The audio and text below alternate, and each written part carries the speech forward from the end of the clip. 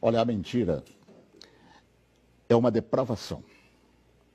E depravação significa, entre outras coisas, falta de rigidez moral, de decoro.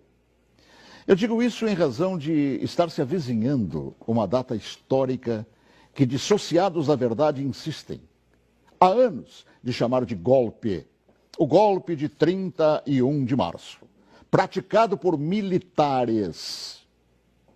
Nessa afirmação, envolvendo a posição de militares, juntam outra depravação em torno do que se conhece por revolução. E explico.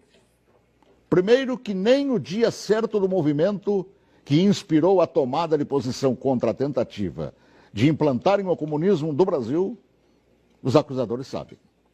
E me cabe corrigir esta falsidade, informando que não foi no dia 31 de março. A tentativa de agitar a intenção, depois de dias de bagunças no país, se deu em 1º de abril. No dia 31 de março, num planejamento de agitação, João Goulart e Leonel Brizola deixaram Brasília e se dirigiram para Porto Alegre, iniciando a tentativa de golpe de esquerda. No dia seguinte, 1º de abril, agitação que deram o nome de Campanha da Legalidade, segundo o movimento de resistência que os incipientes de hoje não sabem, ou se sabem, mentem. E teve como líderes não os militares. Não os militares, que ao longo dos anos são atingidos por espetadas de baixaria. A liderança daquele movimento revolucionário pertenceu a civis que inspiraram o povo brasileiro a sair às ruas aos milhares em todas as capitais, em passeatas que ficaram conhecidas como Marcha da Família com Deus pela Liberdade. E os civis que promoveram e lideraram a revolução foram os governadores, civis, repito, do Paraná, Ney Braga, de Minas Gerais, Magalhães Pinto, da então Guanabara, Carlos Lacerda, do Rio Grande do Sul, Hildo Menegante, de São Paulo, Adhemar de Barros, de Santa Catarina, Celso Ramos, além dos jornalistas Roberto Marinho, do Globo, e Assis Chateaubriand, dos diários e emissoras associados, esta última empresa para a qual eu trabalhava.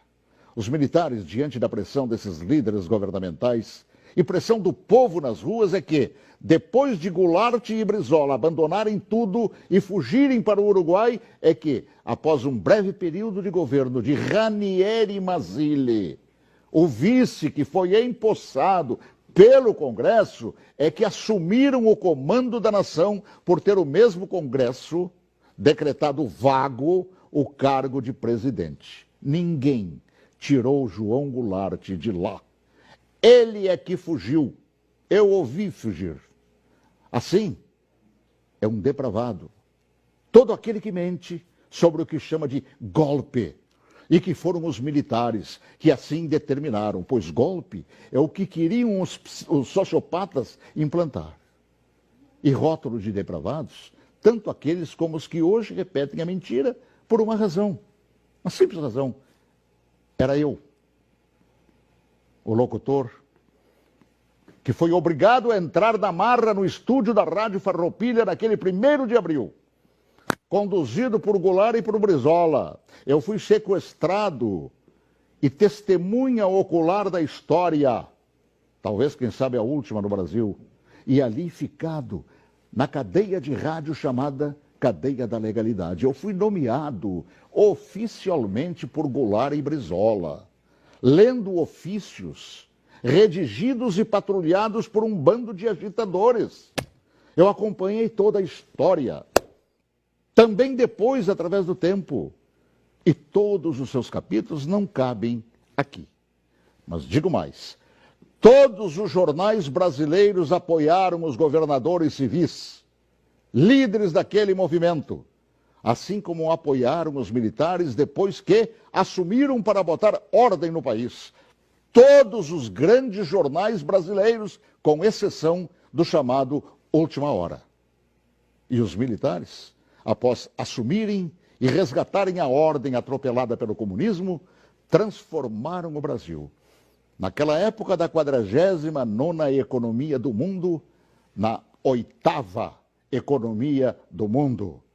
Assim, pela verdade dos fatos, que se honre neste fim de semana os 55 anos do movimento que evitou nos transformarem numa Venezuela de hoje, na qual o povo não conta nem com papel higiênico.